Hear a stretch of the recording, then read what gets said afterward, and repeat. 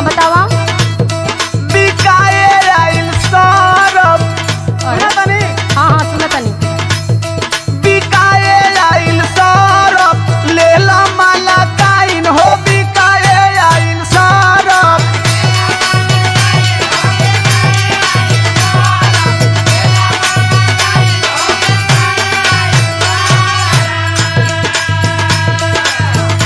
अरे नइखी बेचत साया साड़ी, नइखी बेचत बरफ। बिकाए आइल सरफ।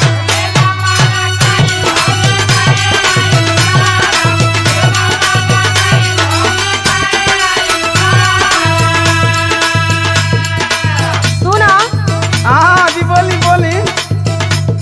बना लो अपन बहन। अरे? आवा सरफ वाला हो, बना लो अपन बहन। जय हो बानी बाबा जय हो। बढ़िया गाड़ी से लागल बड़ी।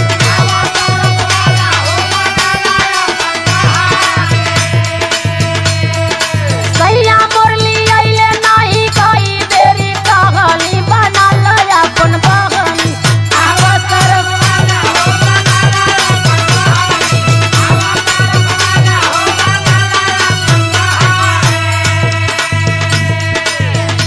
ए सरफ वाला हाँ मैं मलकिन बोली।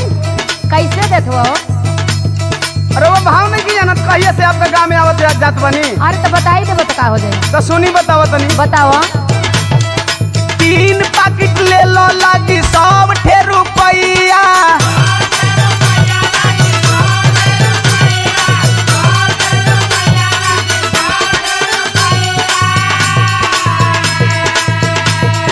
ऐसे सस्ता मार्केट से लई है नहीं भैया।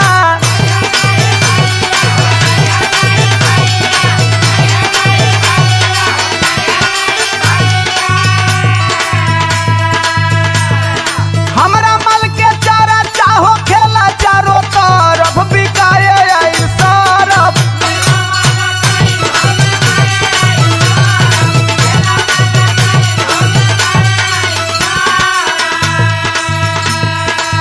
ई कौना कंपनी के सरफ हो? 100 रुपया में 3 गो। सुना। हाँ तनी सुनावा। सस्ता सस्ता माल बेची करे ला तू ठगिया। ए तो के ले एक वाला ठीक मत काटा। अरे मैंने कोई नहीं सकता नहीं।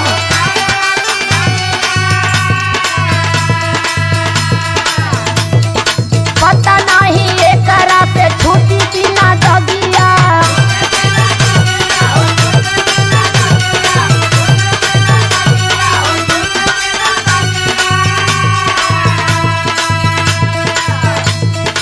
यूज कैली ब्रांड जहिया बाबा घरवा रहली, बना लो अपन बहनी। मारे तू ब्रांडेड माल यूज करलू का? और का बुझत हुआ? हमारा सामान ब्रांडेड बा। अच्छा वो तो पते चलिए फिर। सुना बोला। ज्यादा बतियाइला न हम लफकाप हो।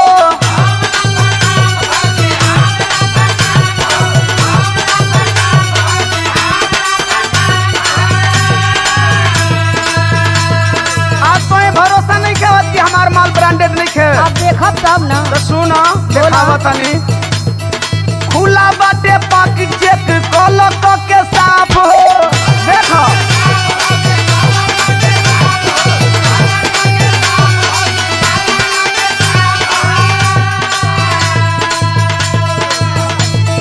बतिया दीवाना बोलेला बिना हरफ। बिकाए आइल सरफ।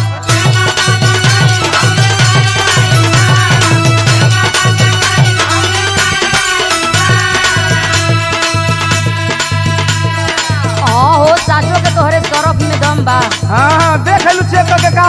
हाँ देखा। तो हम कहनी ना कि हम खोल देव तो तू सामान देख के पसंद कर ले। हाँ हाँ बढ़िया बात सुना। हाँ तब बोलो। चेक करके देख लिहली माल नइखे नरम।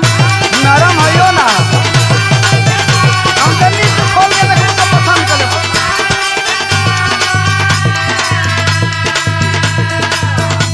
आ दे दो 3 पैकेट मिसल मानवा के भरम। शंका का समाधान हो गई। हाँ हो।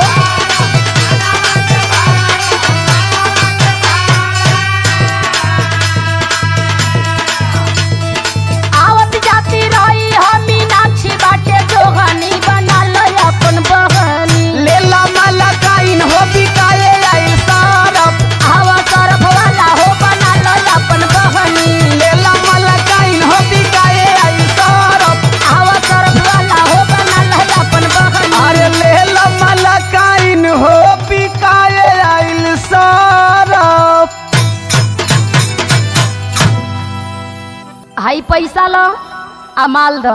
जल्दी ला, जल्दी द, हमरो के आगे जाए के बा।